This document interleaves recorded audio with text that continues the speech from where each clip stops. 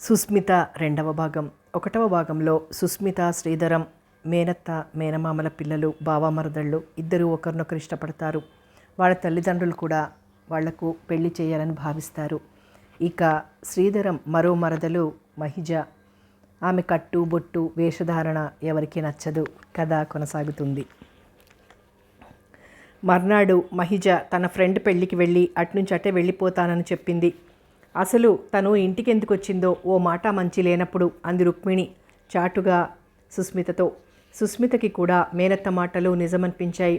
మహిజ ఉన్న రోజుల్లో సుస్మితతో మాట్లాడిన మాటలు వేళ్ల మీద లెక్క పెట్టొచ్చు. సుస్మితకైతే మహిజ ఎంత త్వరగా వెళ్తుందా అనిపించింది. సడన్గా ఆ రోజు రాత్రే ఊరు నుంచి వచ్చాడు శ్రీధరం. తన గదిలో పడుకున్న మహిజను చూడగానే ఎవ్వరూ చెప్పకుండానే ఆ మనిషి ఎవరో అర్థమైంది శ్రీధరానికి. సుస్మితకి మాత్రం ప్రాణం లేచొచ్చినట్లయింది భావన చూడగానే. ఇంకా వెళ్ళలేదా సుస్మిత అన్నాడు శ్రీధరం తన గదివైపు చూపించి.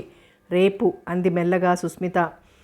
మైసూరు నుంచి తల్లికి చీర, స్వీట్సు తెచ్చిన శ్రీధరాన్ని సుస్మితకి ఏం తెచ్చావురా అంది రుక్మిణి. ఏం కావాలో చెప్పిందా అన్నాడు సుస్మిత వంక చూస్తూ. పెద్ద తెచ్చేవాడిలాగా అడిగావేం అంది. తనకేమీ తీసుకురాలేదన్న కోపం కనపడుతోంది గొంతులో. ఒక్కసారి కళ్ళు మూసుకొని తెరు, ఏం కావాలో కోరుకో, అదే ప్రత్యక్షమవుతుంది అన్నాడు వరాలిచ్చే దేవుడిలా. పెద్ద పోజ్ చెప్పు బావా, ఏం తెచ్చావు అంది ఆతృతగా. చెప్పటం లేదు, కళ్ళు మూసుకోమరి అన్నాడు. రుక్మిణి తమాషాగా చూస్తోంది. ఓ చేత్తో సుస్మిత కళ్ళు మూసి మరొక చేత్తో బ్యాగ్లోంచి పాకెట్ తీశాడు. కళ్ళు తెరిచిన సుస్మిత ముఖం ఆనందంతో వెలిగిపోయింది. అబ్బా, మైసూర్ జార్జెట్ చీర ఎంత బాగుందో, థ్యాంక్స్ బావా అంది మెచ్చుకోలుగా. ఎంతకాలం నుంచి అనుకుంటున్నాను, మా ఫ్రెండ్ నిర్మల వాళ్ళ అన్నయ్య చేత తెప్పించుకుంది. అప్పటి నుంచి నాకు ఈ కోరిక అంది చీరని వంటి మీద వేసుకొని చూసుకుంటూ. అంత మనసున్న దానివి వెళ్లే ముందు చెప్పకూడదటే, వాడు ఆ చీర తెచ్చాడు కాబట్టి సరిపోయింది అంది రుక్మిణి. నీకు అలాంటి భయమేమీ అక్కర్లేదు, నాకు ముందుగానే తెలుసు బావ తెస్తాడని అంది సుస్మిత చిరునవ్వుతో. ఎలా తెలుసేం అన్నాడు శ్రీధరం. ఇప్పుడు కాదు, తర్వాత చెప్తాలే తప్పించుకుంది సుస్మిత. ఓకే, నీ కోరిక తీరింది కదా మొత్తానికి. మీ ఫ్రెండ్ వాళ్ళ అన్నయ్య తెచ్చాడు, నీకు కాబోయే చాలే అంది సిగ్గుగా సుస్మిత. తల్లి లోపలికి వెళ్ళటం చూసి, కాబోయే శ్రీమతి, ఈ చీరే నా బహుమతి అన్నాడు సన్నగా కూనిరాగం తీస్తున్న శ్రీధరం. తనంటే బావకి ఎంత ప్రేమ అని మురిసిపోయింది సుస్మిత. అల్లరి మాని అక్కడి విషయాలు చెప్పరా ముందు మందలించింది రుక్మిణి.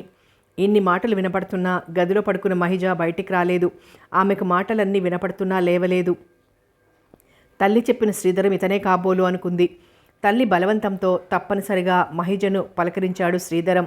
చదువుతున్న పుస్తకంలోంచి తల తిప్పి చూసి క్లుప్తంగా సమాధానం చెప్పి మళ్ళీ పుస్తకంలో మునిగిపోయింది మహిజ. శ్రీధరం అభిమానం దెబ్బతినింది. ముఖం ఎర్రబడింది. ఎంత గర్వం! నా గదిలో నా మంచం మీద పడుకుని ఎంత నిర్లక్ష్యంగా ప్రవర్తిస్తోంది. చదువుకున్న వారికి సంస్కారమైనా లేదు. విసురుగా బయటకు వచ్చేశాడు. శ్రీధరాన్ని చూసిన మహిజ ఆలోచనలో పడింది. అమ్మ చెప్పినట్లు కాకుండా బాగానే ఉన్నాడు. ఒడ్డు పొడవుగా చామన ఛాయతో నిండైన విగ్రహం కల శ్రీధరం ఏ ఆడపిల్లనైనా ఆకర్షించడంలో తప్పేమీ ఉండదు. అదే మహిజ కూడా అనుకుంది. అంతలో మహిజ ఆలోచనలు చంద్రం వైపు మళ్ళాయి. శ్రీధరం తన గదిలో మహిజ పడుకున్నందుకు విపరీతంగా విసుక్కున్నాడు తల్లి మీద. హాల్లో తన మంచం పక్కనే శ్రీధరానికి కూడా పక్కేసింది సుస్మిత. చాలా రాత్రి వరకు శ్రీధరం సుస్మితకి మైసూర్ విషయాల గురించి చెప్తూ కూర్చున్నాడు. చీర ఎందుకు తెచ్చానో చెప్తానన్నావుగా సుస్మిత అన్నాడు. నాకు తెలుసు, ఏదైనా కొత్త ఊరు వెళ్ళినప్పుడు ఎవరికి ఇష్టమైన వాళ్ళు ఏదైనా ప్రజెంటేషన్లు కొంటారు అంది సిగ్గుగా. అంటే నువ్వంటే నాకు ఇష్టమన్న మాట అన్నాడు. ఆ సంగతి నీకు తెలియదా అంది కొనగోట పెదవి కొరుకుతూ. చీర తెస్తానని ఎలా ఊహించావు అన్నాడు. నాకు చీరల పిచ్చని నీకు తెలుసుగా, అందుకని. తెలివి కలదానివే చిరునవ్వు నవ్వాడు శ్రీధరం. స్మిత, మన పెళ్ళయ్యాక మొదటిసారిగా ఎక్కడికి వెళ్దామో తెలుసా అన్నాడు శ్రీధరం. నాకేం తెలుసు అంది సుస్మిత. ముందు మైసూర్. ఒక్కడిని వెళ్లే కంటే జంటగా వెళ్తే ఎంత థ్రిల్ ఉందో నీకు తెలుసా అన్నాడు ఆమె మంచం మీద వచ్చి కూర్చుని. ఆనందంలో మునిగిపోయిన సుస్మిత అదేమీ గమనించకుండా, కలకత్తా వెళ్ళి శాంతినికేతన్ చూడాలి బావా, శాంతినికేతన్ నవల చదివినప్పటి నుంచి చూడాలని తపన అంది. ఓఎస్, నీ ఇష్టం అన్నాడు శ్రీధరం మరింతగా సుస్మిత పక్కన చేరి కూర్చుని. అప్పటికి గమనించిన సుస్మిత కంగారుగా లేచి నిలబడింది. నా మంచం మీదకి ఎప్పుడొచ్చావు అంది ఆశ్చర్యంగా. మనం మైసూరు హనీమూన్ వెళ్ళినప్పుడు అన్నాడు నవ్వుతూ. ప్లీజ్ లే బావా, నాకు నిద్రొస్తోంది అంది గాబరాగా. పర్వాలేదులే కూర్చో. సుస్మితని 2 చేతులా బంధించాడు శ్రీధరం. అత్తయ్య చూస్తే బాగుండదు, వదులు బావా అంది సుస్మిత. వాళ్ళందరూ నిద్రపోతున్నారు, ఏం భయం లేదు అన్నాడు సుస్మితని వదలకుండా శ్రీధరం. ముందు నీ మంచం మీదకి వెళ్ళు బావా అంది. ఇదేనా అన్నాడు కొంటెగా సుస్మితని చూస్తూ. 2 మంచాలు నావే అన్నాడు మళ్ళీ సుస్మిత జడపుచ్చుకుని లాగి. నీవే పాపం వెక్కిరించింది సుస్మిత. అవును, పెళ్ళయ్యాక ఒక్క మంచం చాలనుకుంటాను పరిహాసంగా అన్నాడు శ్రీధరం. మహాప్రభో, నీకో నమస్కారం, ముందు నన్ను వదులు, లేకపోతే బిగ్గరగా అరుస్తాను అంది. చివరికి సుస్మిత అందమైన పెదవుల మీద ఒక తీయని ముద్ర వేసి మరీ కదిలాడు శ్రీధరం. అప్పటికి సుస్మిత మనసులోని ఆరాటం తగ్గింది. శ్రీధరం చేసిన చిలిపి పనికి సిగ్గుపడుతూ కళ్ళు మూసుకుంది సుస్మిత. కాసేపటికి ఇద్దరూ నిద్రలోకి జారిపోయారు. మర్నాడు ఉదయమే తయారైంది మహిజ వెళ్ళిపోవటానికి. అలవాటుగా చీర, జాకెట్, బొట్టు పెట్టిన మేనత్తతో, అనవసరంగా పెడుతున్నావు, నేను చీరలు కట్టను అంది ముఖం చిట్లించి. రుక్మిణికి కోపం వచ్చింది, అయినా తమాయించుకొని అంది. మా ఇంటికి వచ్చిన వారెవరైనా సరే ఒట్టి చేతులతో పంపటం మా ఆచారం కాదు. సరే, అలా అయితే ఆ బ్యాగ్లో పడి తప్పదు కదా అంది నిరసనగా. మహిజ తీరు చూస్తున్న సుస్మితకి పీకల దాకా కోపం వచ్చింది. అసలు అత్తయ్య చీర పెట్టడం దండగా అనుకుంది. పక్కనున్న సుస్మితకి మాట వరుసకైనా చెప్పకుండా ఒక్క విశ్వనాథానికి మాత్రం చెప్పి రిక్షా ఎక్కింది మహిజ. అప్పటికి శ్రీధరం ఇంకా నిద్రైనా లేవలేదు. సుస్మిత మనసుకి ఎంతో హాయిగా ఉన్నట్లు తోచింది. 8 గంటలకి నిద్రలేచిన శ్రీధరం మహిజ వెళ్ళిపోయిందని తెలియగానే అమ్మయ్యా అనుకున్నాడు. సుస్మితని పిలిచి తన గది శుభ్రంగా కడిగించి దుప్పట్లు, దిండ్లు, గలీబులు మార్పించమన్నాడు. తక్షణం ఆ పనులన్నీ అమలు జరిపించింది సుస్మిత. భోజనాల సమయంలో మళ్ళీ మహిజ ప్రసక్తి వచ్చింది. అన్నయ్య పద్ధతేం బాగుండలేదు, ఆడపిల్లని ఒంటరిగా ఇలా పెళ్ళిళ్ళకి పేరంటాలకు పంపటమేమిటి, పైగా అది హోటల్లో దిగుదాము అనుకుందట. ఏం పిల్లరా నాయనా, దాని డ్రెస్సులు చూస్తుంటే నా ఒళ్ళు కంపరమెత్తిపోయింది అంది రుక్మిణి. నేను చెప్పానుగా వాళ్ళింటి పద్ధతులు. ఆ రోజు మీ అన్నయ్య బలవంతం మీద వెళ్ళాను, లేకపోతే వాళ్ళింటి విషయాలు మనకెలా తెలుస్తాయి అన్నాడు కూర కలుపుకుంటున్న విశ్వనాథం. అమ్మా, ఇంకేముంది, మీ అన్నయ్య కూతురు వస్తుందని నన్ను ఊరు కూడా వెళ్ళొద్దన్నావు, తీరిందా ముచ్చట? మహిజ లాంటి కోడలు వస్తే నీ ముద్దు ముచ్చట్లన్నీ బాగా తీరుతాయి. ఏం సుస్మిత, మహిజను చేసుకోమంటావా అన్నాడు చిరునవ్వుతో సుస్మితను చూస్తూ శ్రీధరం. నాయనా, నీకు పుణ్యం ఉంటుంది, ఆ పని మాత్రం చెయ్యకు అంది భయపడుతున్నట్లుగా రుక్మిణి. అందరూ పకపక నవ్వారు. రుక్మిణికి పొలమారింది. మీ అమ్మ నాన్న తలుచుకుంటున్నారేమో, ఇంకా రాలేదేమో అని అన్నాడు విశ్వనాథం. పెళ్ళయ్యాక కూడా ఇలా రోజుకొకసారి వాళ్ళు తలుచుకున్నారని పరిగెడితే నా పని గోవిందా అన్నాడు 2 చేతులు పైకెత్తి శ్రీధరం. ఒరే ఇట్రా అంటూ కేకేసింది రుక్మిణి. కుదిరిందా నీ తిక్క అన్నట్లుగా చూసింది సుస్మిత నవ్వుతూ. నాలుక బయటపెట్టి వెక్కిరించాడు శ్రీధరం. వెక్కిరించు అత్త కొడుకని నేను తప్ప నీకు ఇంకెవరు దొరుకుతారు? వీధిలో అమ్మాయిలు ఎవరినైనా ఆ పని చేస్తే పళ్ళు ఊడిదీసి చేతిలో పెడతారు అంది. మామయ్య లేచి వెళ్ళాడన్న ధైర్యం కొద్దీ సుస్మిత, ఆహా, మా కోడలి పిల్ల గడుసుదే, ఏమో అనుకున్నాను. ఒరే శ్రీధరం, నీకు కూడా నాలాగే అన్నమాట అన్నాడు భార్యవంక చూసిన విశ్వనాథం నవ్వుతూ. మావయ్య వినడంతో సిగ్గుపడి వంచిన తలెత్తలేదు సుస్మిత. నేనెప్పుడైనా మిమ్మల్ని వెక్కిరించి పళ్ళుడతాయని అన్నానా? ఏరా శ్రీధరం అంది కొడుకు వైపు చూసి రుక్మిణి. కళ్ళు మిటకరించి చూడటం శ్రీధరం వంతైంది. వాడింకా పుట్టందే, వాడికి ఏం తెలుసే, మన పెళ్ళైన కొత్తల్లో ఒకసారి. చాలండి, మరీ చిన్న పిల్లాడైపోతున్నారు రోజు రోజుకి. కొడుకు కోడలు ఉన్నారనైనా లేకుండా ముద్దుగా విసుక్కుంది రుక్మిణి భర్తను. ఇంకా మేనకోడలినే అత్తయ్యా అంది నవ్వుతూ సుస్మిత. తల్లి తండ్రి చిన్నపిల్లల్లా పోట్లాడుకోవడం సరదాగా అనిపించింది శ్రీధరానికి. సాయంకాలం తన ఇంటికి వెళ్ళిపోయింది సుస్మిత. మహిజ వెళ్ళిపోయిందని తెలియగానే చలపతి, వరలక్ష్మి తేలిగ్గా ఊపిరి పీల్చుకున్నారు. దసరా పండగకి రుక్మిణి కుటుంబాన్ని తమ ఇంటికి ఆహ్వానించాడు చలపతి. ముందుగా యశోదని కూడా రమ్మని రాశాడు. పండగకి రావటానికి వీల్లేదని, తర్వాత తీరుబడిగా వస్తానని జవాబు రాసింది యశోద. ఎప్పుడూ తామిద్దరూ కలిసి ఉండటం పడదని నొచ్చుకుంది రుక్మిణి. కాలేజీకి సెలవులు రావడంతో ఒకరోజు ముందుగానే ఇళ్లన్నీ కడిగించి ముగ్గులు పెట్టింది సుస్మిత. పండగ నాటికి విశ్వనాథం కుటుంబం అంతా వచ్చారు. ఇంకా పండగలేమిటి బావా, మాకే కోడళ్ళు వస్తుంటే అన్నాడు బావమరిదితో విశ్వనాథం. మీరు ఎన్నాళ్ళైనా సరే మా ఇంటికి అల్లుడే, మారు మాట్లాడకండి అన్నాడు చలపతి.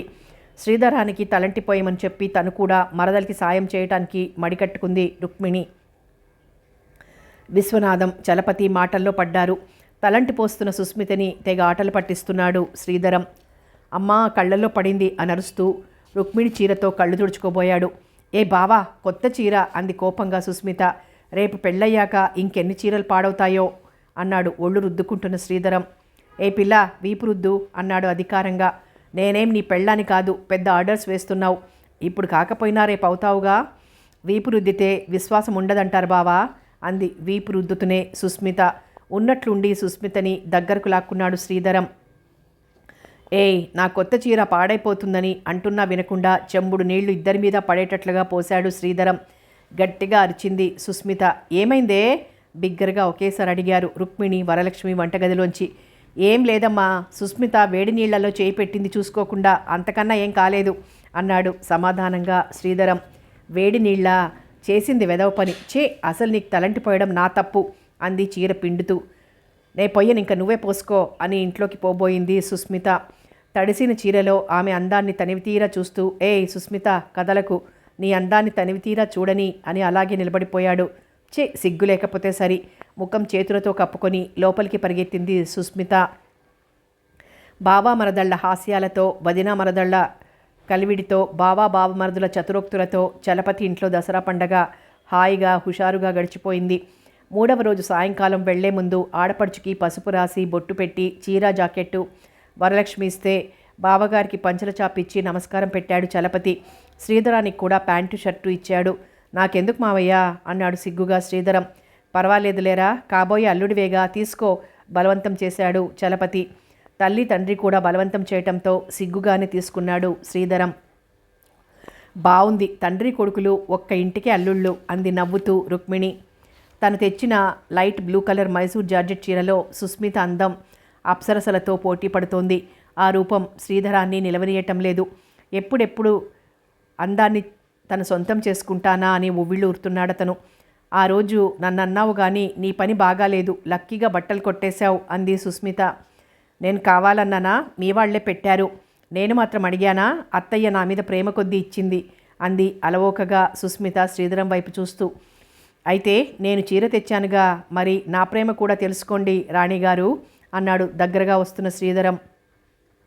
బాబోయ్, ఇప్పుడు నీ ప్రేమ రుచి చూపిస్తే నా మేకప్ గోవింద, వస్తా బావా చెంగున గంతులేసి లేడిపిల్లలా పరిగెత్తింది సుస్మిత. అమ్మాయికి చదువు అవగానే పెళ్లి చేస్తావా అన్నయ్య అన్నగారిని అడిగాడు చలపతి. మా తమ్ముడి కొడుకు ఈ ఊర్లోనే ఉన్నాడుగా, వాడికిచ్చి పెళ్లి చేద్దామనుకుంటున్నాం జవాబు వదినగారి దగ్గర నుంచి వచ్చింది చలపతికి. చలపతి 4 రోజులైంది వచ్చి. ఎవరో పార్టీ వాళ్ళు వస్తుంటే తప్పనిసరిగా వాళ్లతో రావాల్సి వచ్చింది. ముందు రాగానే దిగుదామనుకొని కూడా మనస్కరించక హోటల్లో ఉండిపోయాడు. ఎంతైనా అన్నగారు, చూడకుండా వెళ్ళటం బాగుండదని వచ్చాడు. చాలా రోజుల తర్వాత అన్నగారిని చూసిన చలపతి ఆశ్చర్యపోయాడు. మనిషిలో మార్పు వచ్చింది. పేరున అందరినీ అడిగి మరీ తెలుసుకున్నాడు. రుక్మిణి గురించి మరీ అడిగాడు. అప్పుడే బయట నుంచి వచ్చిన మహిజను చూసి, ఏమ్మా చెప్పకుండా వచ్చేసావే, మా ఇంటికి కూడా వస్తావని ఎంతగానో ఎదురు చూసింది మీ పిన్ని అన్నాడు. ఏం మాట్లాడాలో తెలియక చలపతి. ఆవిడకంత నన్ను చూడాలనిపిస్తే నేనున్న దగ్గరికి రావచ్చుగా, అయినా ఈ కొంపలన్నీ ఎవరు తిరుగుతారు అంది మహిజ. చలపతి మనసు చివుక్కుమంది. మాట వరుస కన్నాను, పెద్దవాడిననే గౌరవం కూడా లేకుండా ఎలా మాట్లాడిందో. అసలు దానికి ఎవరు తెలుసు కనుకనా, అదసలు కాదు కూడదంటే మీ అన్నయ్య పట్టుబట్టారు. ఆడపిల్ల ఒంటరిగా హోటళ్లలో ఎందుకని నేను కూడా వెళ్ళమన్నాను అంది తేలిగ్గా కృష్ణవేణి. రుక్మిణి కొడుకు శ్రీధరానికి అన్నగారి కూతుర్ని ఖచ్చితంగా ఇవ్వరన్న విషయం తేల్చుకోవాలని అతని తపన. అందుకే మళ్ళీ విషయం కదిపాడు.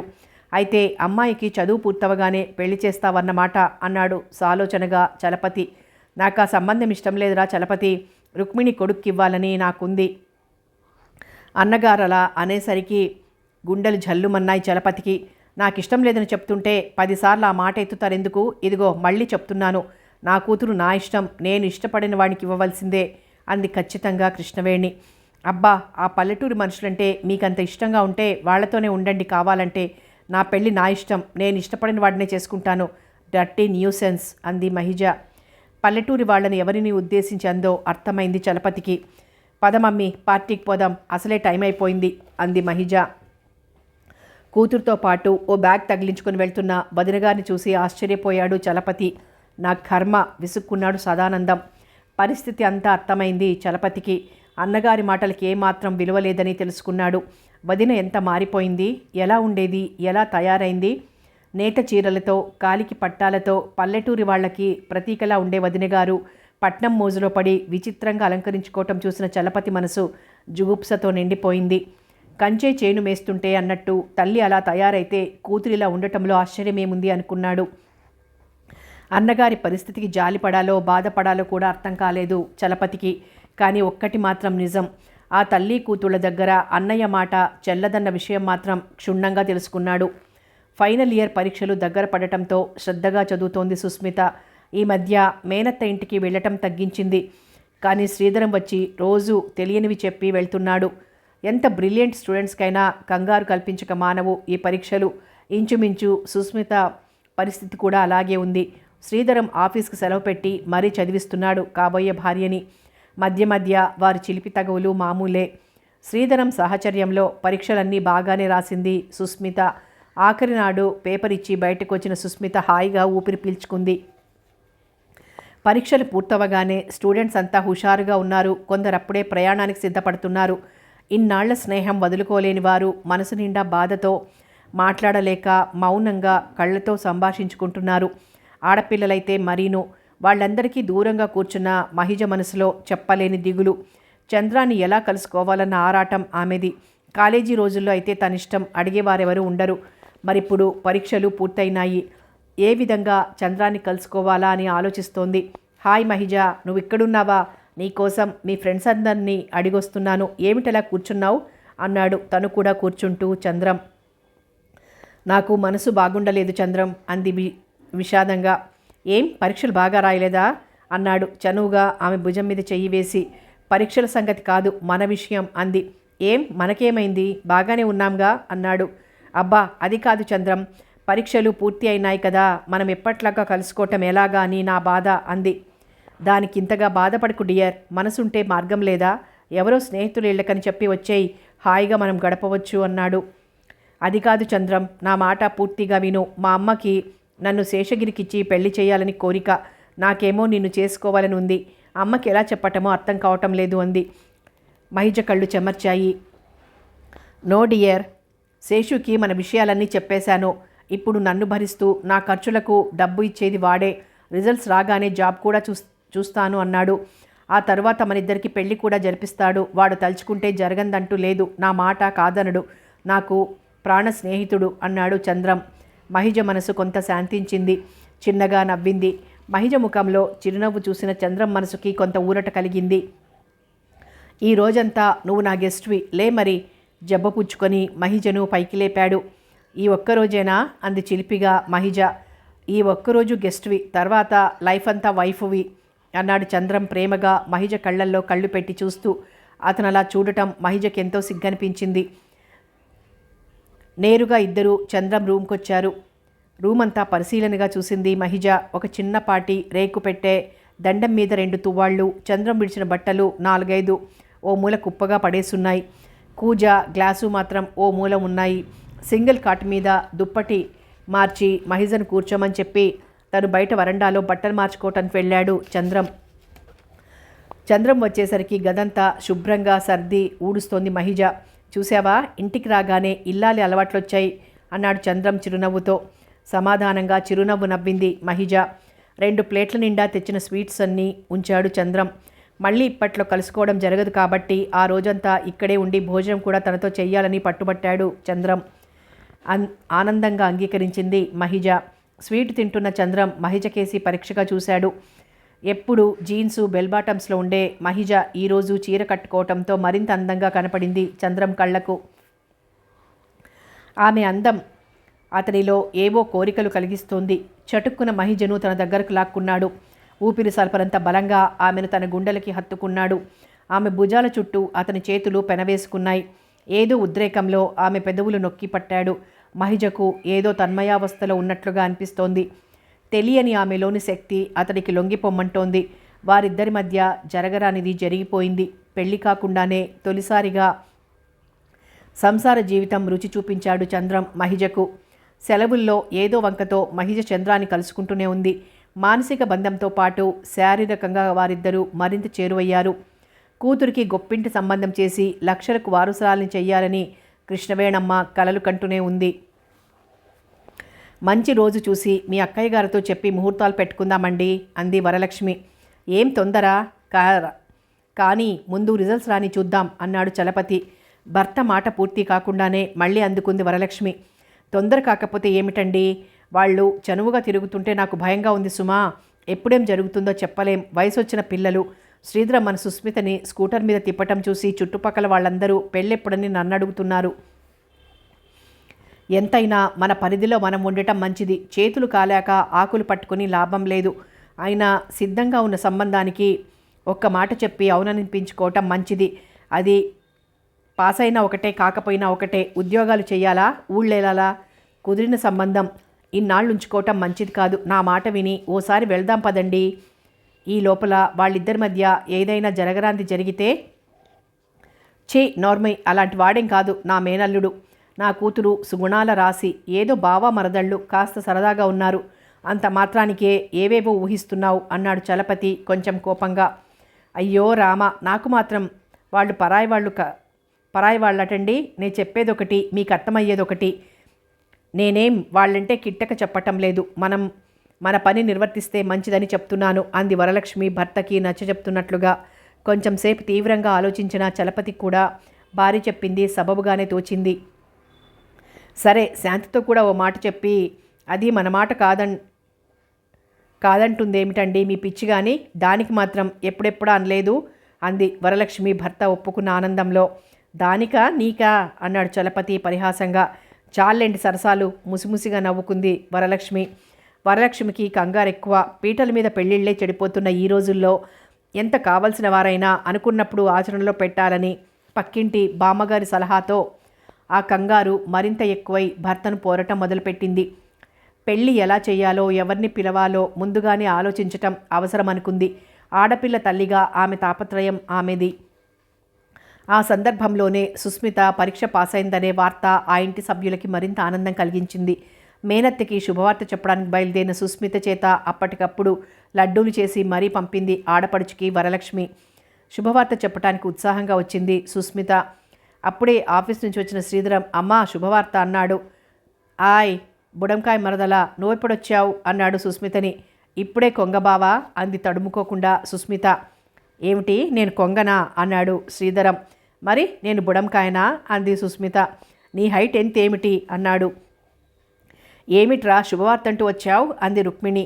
బావా, నువ్వు చెప్పబోయే శుభవార్త నన్ను చెప్పమంటావా అంది ఊరిస్తూ సుస్మిత. అప్పుడే ఎవరు చెప్పారబ్బా ఆలోచనలో పడింది శ్రీధరం మనసు.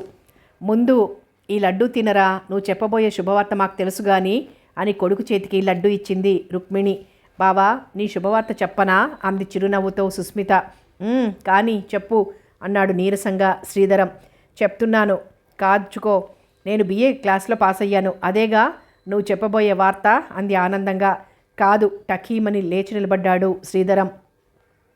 మరేమిటో సుస్మిత రుక్మిణి ఒకేసారి అడిగారు తెల్లబోయి.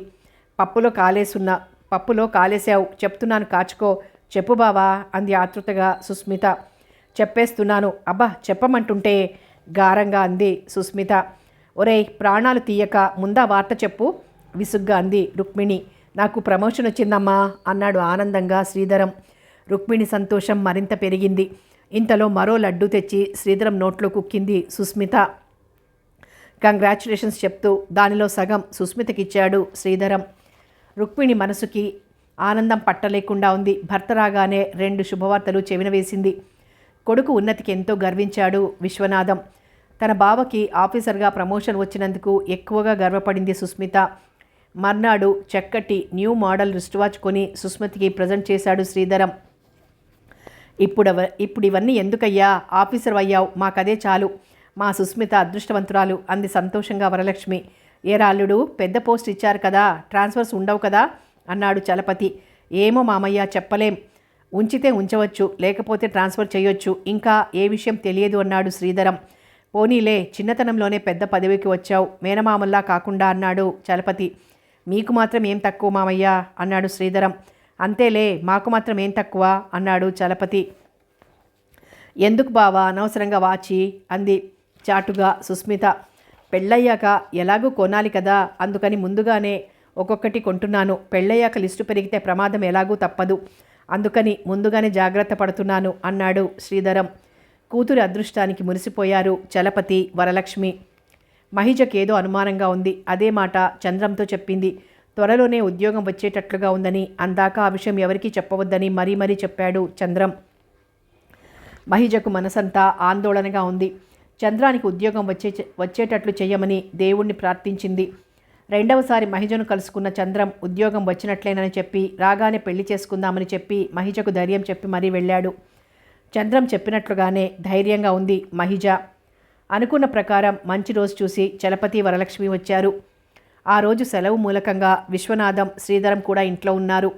దారి తప్పొచ్చారు, రండి రండి, మా చెల్లెలు నువ్వు కూడా కలిసొచ్చారంటే ఏదో ముఖ్యమైన పని అయ్యుండాలి అన్నాడు విశ్వనాథం ఏమీ తెలియనట్లుగా. తల్లిదండ్రుల కన్నా ముందుగానే చేరుకుంది సుస్మిత. తమ్ముడిని, మరదలిని ఆప్యాయంగా ఆహ్వానించింది రుక్మిణి. కుశల ప్రశ్నల అనంతరం కాసేపు పిచ్చాపాటి మాట్లాడుతున్న బావగారితో అసలు విషయానికి వచ్చాడు చలపతి. సుస్మిత చదువు పూర్తయిందిగా బావా, పెళ్లి చెయ్యాలని మీ చెల్లెలు తొందరపడుతోంది. ఎలా చెప్పాలో తెలియక భార్య వంక చూశాడు. వరలక్ష్మి అందుకుంది. చిన్నతనం నుంచి అనుకున్న సంబంధమే అయినా మనం ఓ మాట అనుకుంటే మంచిదన్నయ్య గారు, ఏమంటారు వదినా అంది ఆడపడుచును ఉద్దేశించి. నీ అభిప్రాయం చెప్పవయ్యా శ్రీధరం అంది. మేము మగపెళ్లి వారం కదా, పిల్లని చూసి చెప్తాం, పెళ్లి చూపులకి ఏర్పాటు చేయి మామయ్య అన్నాడు తల్లిదండ్రుల వైపు చూసి నవ్వుతూ శ్రీధరం.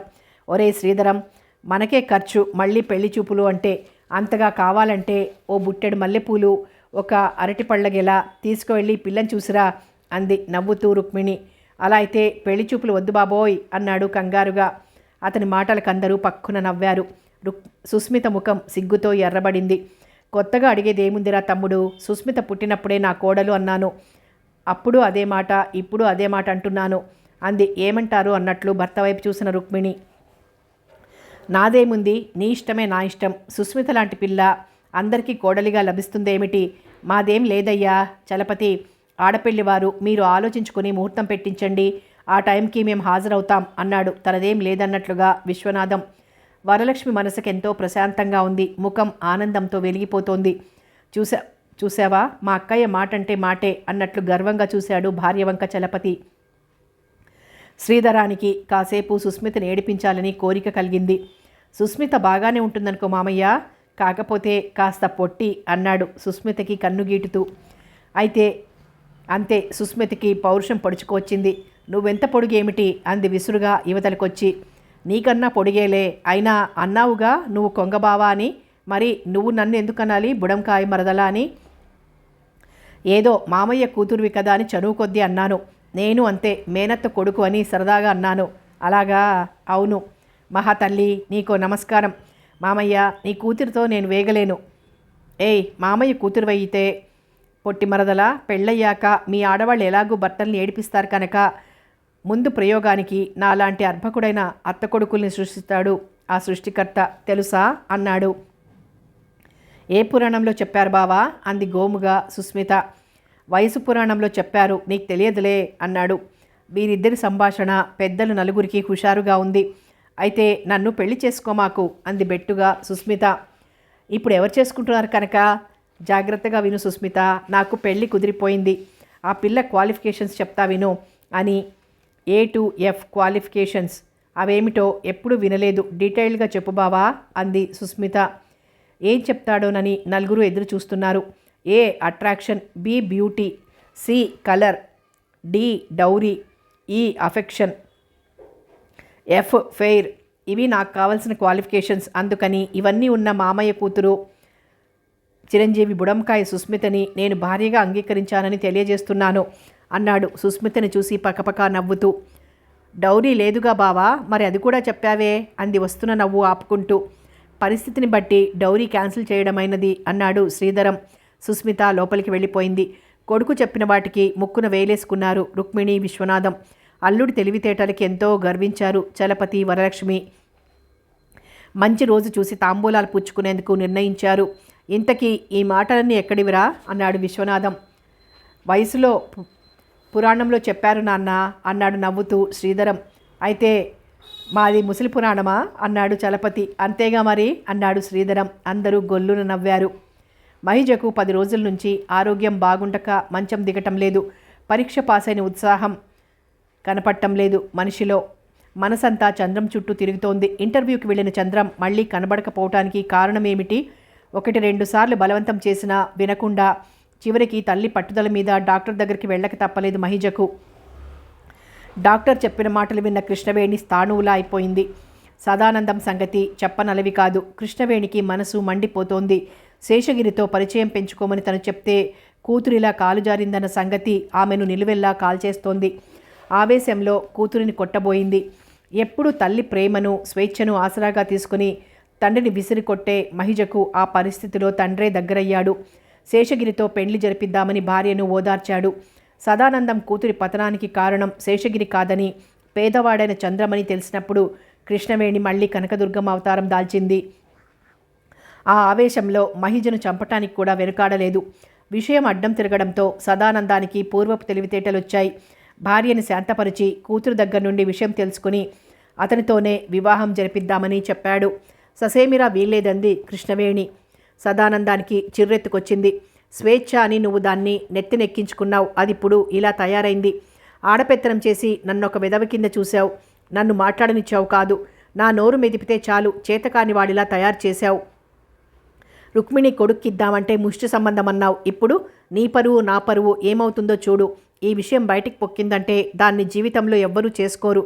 భార్య మీద మండిపడ్డాడు సదానందం. చచ్చినా ఆ గతిలేని చంద్రానికి కూతుర్నిచ్చి చెయ్యను. కృష్ణవేణి మొండివాదం మానలేదు. తల్లిదండ్రుల మాటలు పట్టించుకొని మహిజ నిర్భయంగా ఉంది. చంద్రం తనని ఎప్పటికీ మోసం చెయ్యడు. అతను రాగానే ఇద్దరూ కలిసి ఏ తిరుపతో వెళ్ళి పెళ్లి చేసేసుకోవాలి. చంద్రం విషయంలో అవసరమైతే తల్లిదండ్రులు ఎదిరించాలని ఏనాడో నిశ్చయించుకుంది మహిజ. వారిద్దరి మధ్య ప్రేమ అలాంటిది.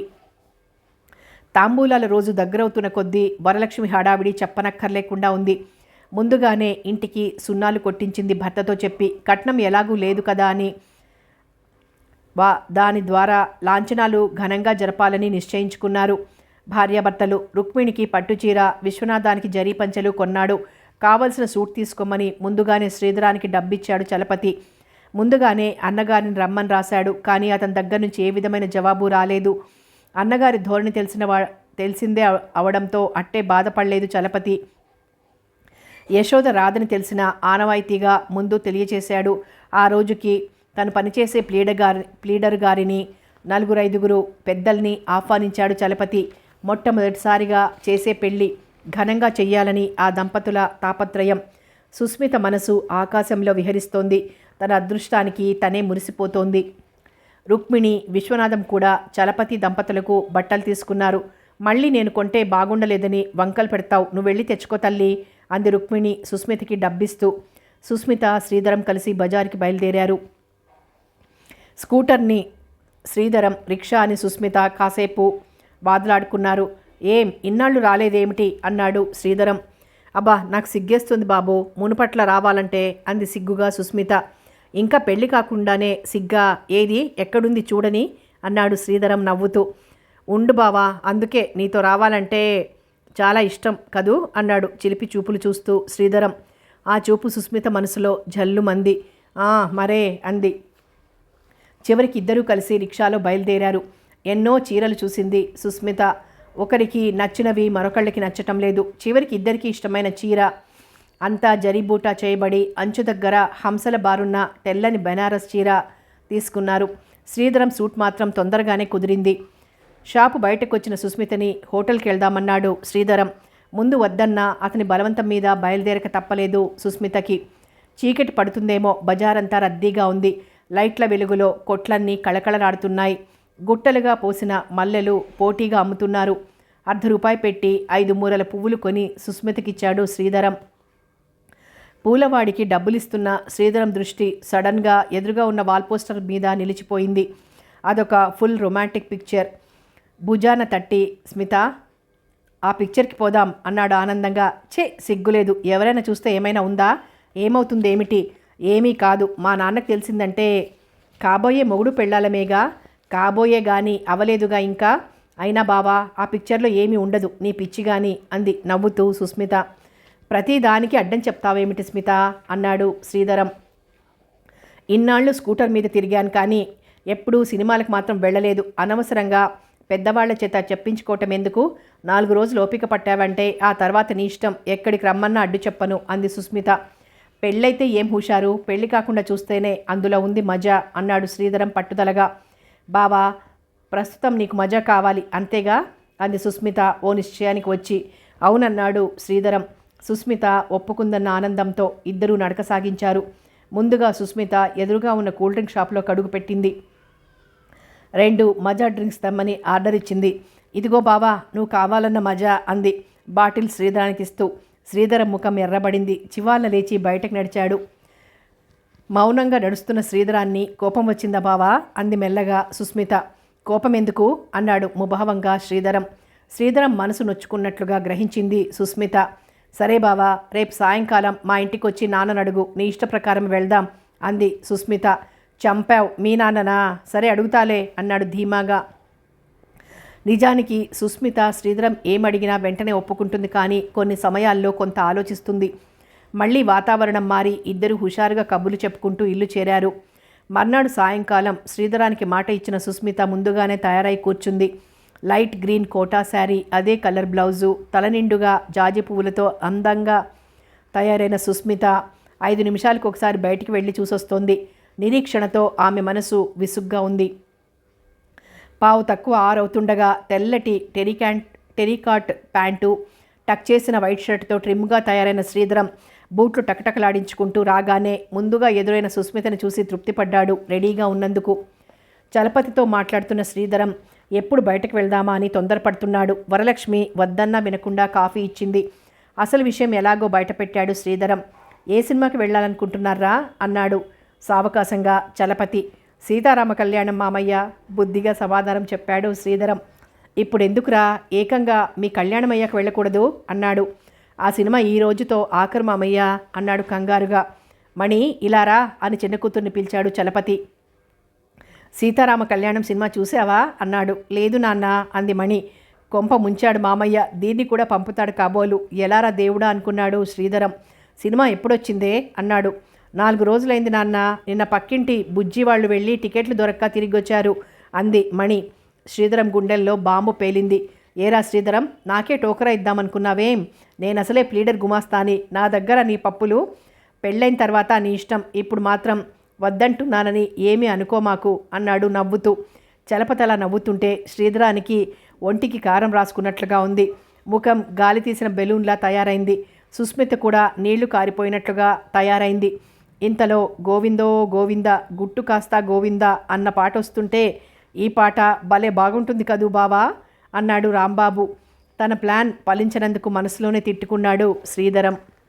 కథ కొనసాగుతుంది.